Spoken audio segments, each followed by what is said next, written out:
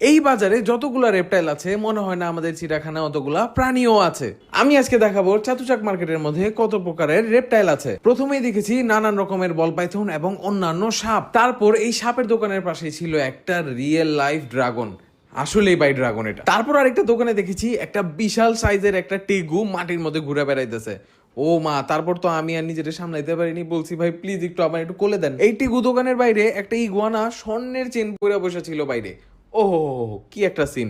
আমার একটা আইডিয়া আসলো, আমার মাস্তানরেও পড়ামো এটা। অনেক রঙের ইগুয়ানা এবং অনেক রঙের ক্যামেলিয়ানের দর্শনের পর আমি দেখতে পেলাম বাংলাদেশের অনেক জনপ্রিয় একটা জিনিস, যেটা নাম হলো তোকে গেকো। সবাই যেটা বলে কোটি টাকার তক্ষক। যেহেতু আমি কালেকশনের কথা বলছি তাই কিছু ব্যাঙও দেখাইতেছি, যে দেশি ব্যাঙ আমাদের এখানে আছে ওটা পুরো হোয়াইট পাওয়া যায় এখানে, এবং কিছু কিছু কচ্ছপ এমন আছে যেগুলা 100-200 বছরের উপরে। তাই আমি চিন্তা করলাম ওদের ফুটে চুলা এবং ওদের কালেকশন গুলো একটু আপনাদের দেখাই। কবে যে পালতে পারবো একটা কচ্ছপ আল্লাহ জানে। তবে ফ্যালেনের